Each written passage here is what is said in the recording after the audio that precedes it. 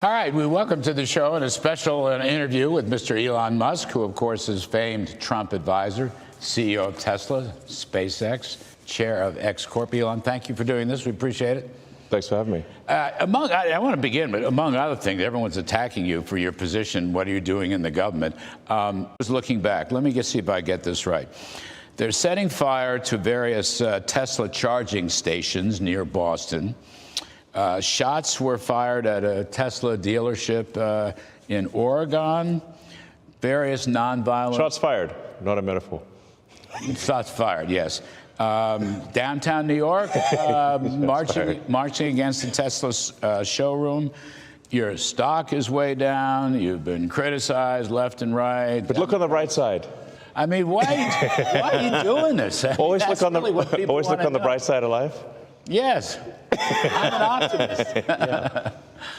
But besides that, yes. I mean, how's your day? What motivates you to do this? Was the opera good? It's tough sledding. Yeah, it is tough sledding. But I think we're doing the right thing here.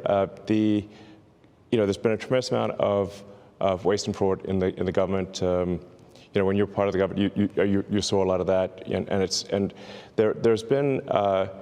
If you look at the Inspector General reports and the Government Accountability Office, there have been many audits that have pointed out that there's a tremendous amount of waste and fraud in the government. In fact, there was a report issued by the GAO, the Government Accountability Office, last year. So during the Biden administration, which estimated the federal government fraud to be $500 billion. Mm. So just to be clear, that's not a Trump administration thing, that's a Biden administration thing. So what we're trying to do is get that number down to a much smaller figure, save money for the American taxpayer, stop money being spent on things that I think very few taxpayers would agree make sense. Transgender animal surgeries, or why are we spending money? Why are American tax dollars being spent on this? The president's gone through a long list of absurd things. Why are the 20 million people who are definitely dead marked as alive in the Social Security database?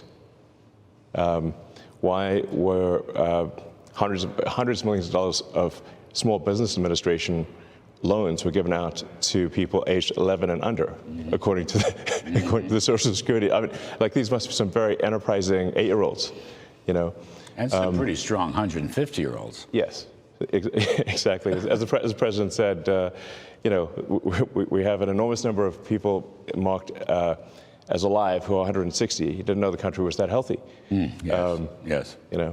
So demystify this. How do you do it? Okay. How big is your team? Yeah. Where'd you recruit most of them from? And what is it that makes you choose, the Treasury or Social Security or USAID? How does it work? Let the public know, please. Right. Well, we just basically follow the money.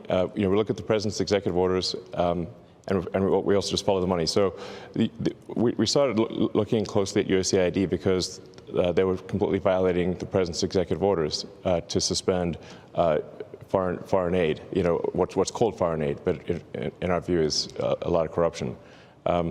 So what we saw there is just a tremendous amount of money being sent to non-governmental organizations. But actually, this, by the way, is I think one of the biggest sources of fraud in the world is government-funded non-governmental organizations.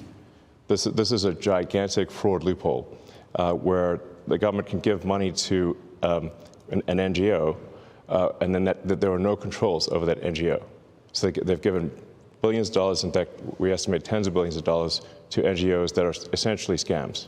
Mm-hmm.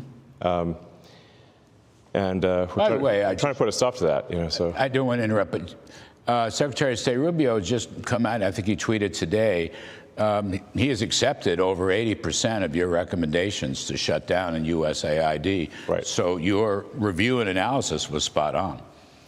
Yes. So I think when people criticize, say, what DOGE is doing, we say, well, which part specifically? Because we put all of the actions of the DOGE team on the doge.gov website and on the DOGE handle on X. So we post the receipts. So it's like this action has been taken, this action has been taken. So when we get criticism, we say like, of what? Which line do you disagree with? Like which cost saving do you disagree with? And then people usually can't think of any. No. So it's transparent line by line. It's transparent line by line, which is quite remarkable. Right, and so, and then with respect to the Treasury, for example, the two main recommendations we suggested, which have now been implemented, was that any payments going out of the Treasury, especially the Treasury's main payment computer, which is called PAM, things like a payments account manager or something like that, but it's like almost $5 trillion a year, so about $1 billion an hour, that the payments be coded with the congressional appropriation, and that there be an explanation for the payment. Very basic stuff. And just doing that, we estimate will save $100 billion a year.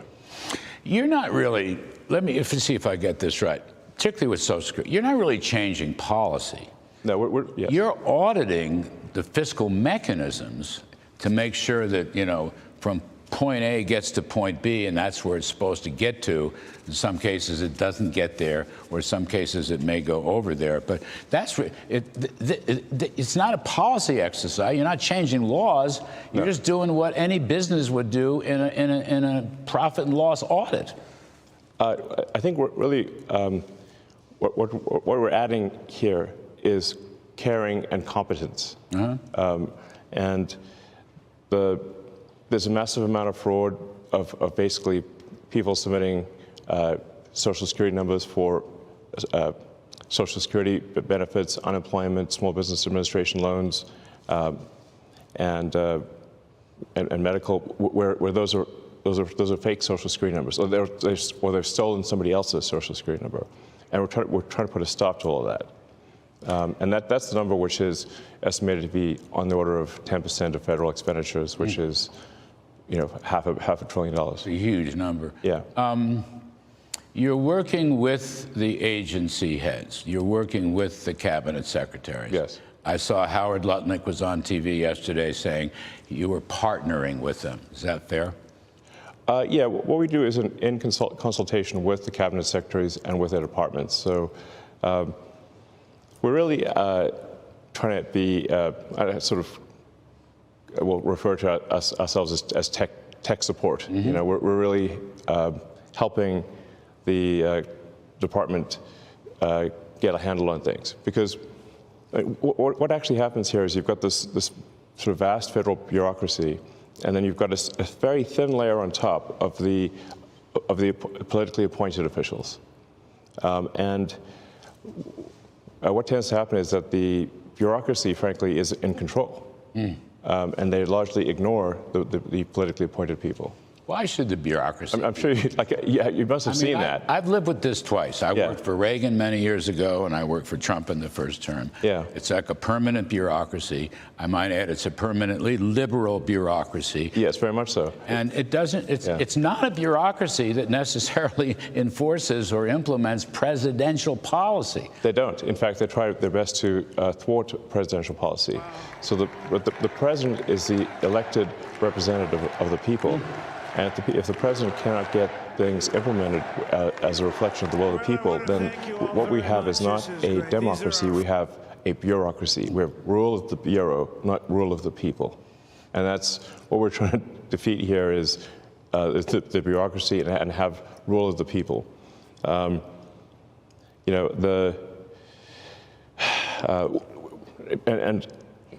as you mentioned, the bureaucracy is overwhelmingly Democrat. So Washington, D.C. was 92.5%, I believe, voted for Kamala. So this is overwhelmingly a deep blue situation. How do you pick your next targeted agency or department? Well, we're trying to act broadly across all departments, so it's not just one department at a time. Are you in all of them now? All of them? Pretty much, yeah. Yes. Oh. We're trying to make the government more efficient across the board. So yeah. How big's your team? We're a little over 100 at this point. We're 100. Get to 200. You're going to get to 200. Yeah. Okay. And you're recruiting from where? More or less. Basically, it's software people, information security software people, and finance. It's basically, yeah, finance and technology. I mean, frankly, I can't believe I'm here doing this. It's kind of bizarre, but I kind of think that we've got this enormous federal budget deficit, and it's a $2 trillion deficit. It keeps growing. Our interest payments are higher than our Defense Department budget. That's I think was the real wake-up call for me, was looking at seeing that the interest payments on national debt exceeded the Defense Department budget. And that was only growing over time, which meant if we didn't do something about this, then there won't be any money for anything. We'll just be servicing debt. And you know how to read an income statement, and you know how to read a balance sheet. You've had some business experience. I'm kidding, but yeah. You know about this stuff. Yeah, I mean, really, I just don't want America to go bankrupt. So it's a call to action. You're hearing a call to action. Yeah. You giving up your other stuff? I mean, how are you running your other businesses? With great difficulty.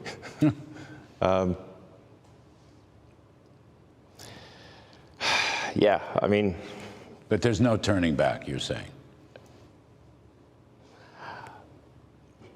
I'm just here trying to make government more efficient, eliminate waste and fraud, and so far we're making good progress, actually. So our savings at this point exceed $4 billion a day. Mm-hmm.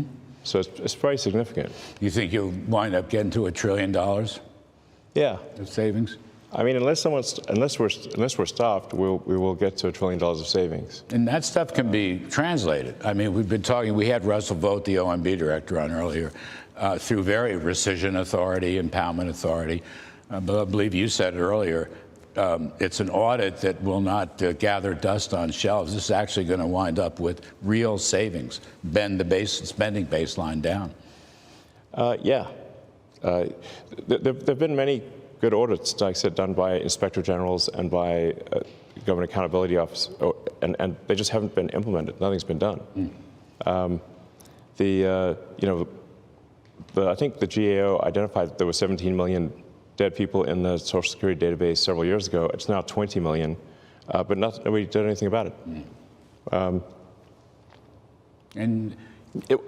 think you can sort of look at this as a complaint minimization optimization. So basically, if the government sends money out to, whether it's wasteful or fraudulent, nobody complains if they receive money, but they do complain if they don't receive money. And the people that complain the loudest are the ones receiving the fraudulent money. And you're on it. Yeah. I mean, so the goal here is let's not have America go bankrupt with waste and fraud. So that's what I'm here for, and we're making good progress. Yes, you are. You're going to go another year? Yeah, I think so. Final report, middle of next year? Well, we're just getting things done as opposed to writing a report. Like I say, reports don't mean anything. You got to actually take action. Yes. So the waste and fraud in entitlement spending, which is which is most of the federal spending is entitlements. So that's like the big one to eliminate, because that's the sort of $500 billion, maybe $700 billion a year. That is also a mechanism by which the Democrats attract and retain illegal immigrants by essentially paying them to come here, and then turning them into voters. Yes. So this is why the Democrats are so upset about the situation, because they're losing. If we turn off this gigantic money magnet for illegal immigrants, then they will leave, and they'll lose voters. But you have president's support. He said so again yesterday. He completely supports your operation. Yeah. Well, thanks. But that's super. Without the president's support, we couldn't make any progress here. Yeah. I mean, where you'll see the biggest outcry is from the Democrats who are. They don't want the waste and fraud to be turned off because it is a gigantic magnet to attract illegal immigrants and have them stay in the country. And I mean, you see some of the crazy stuff, like where money from FEMA, which is meant, FEMA is an agency that's meant to take care of Americans in distress. And a bunch of their money was being sent to pay for luxury hotels in New York for illegal immigrants. And that was happening even after the president was elected, and even after he signed an executive order saying that needs to stop. So we actually made sure that money did stop going, because obviously it's outrageous that American taxpayer money is spent on luxury hotels for illegals. But you have to say, like, why was that being done? It was because the Democrats are trying to import voters, basically. Yes. I agree. Yeah. And that's also why there's no voter ID needed. In fact, in California and New York State, you're not allowed to show voter ID. Doesn't that seem insane? Insane. Yeah. I say that as a New Yorker. It's insane. Yeah, insane. And it violates the entire Constitution and the principles behind it. Yes. Producers are yelling at me to get out. I don't want to end this interview because it's too much fun. Yeah. Can I just ask you one thing, 20 seconds? Nothing to do with Doge. Can you rescue the astronauts? Yes, we're bringing them back in a few weeks. There's not near enough attention being paid to this. You're going to get them back? We're going to get them back. God bless. Thank you. Thank you for all your service, Elon Musk. We appreciate it very much. Appreciate it. Take care. Thank you.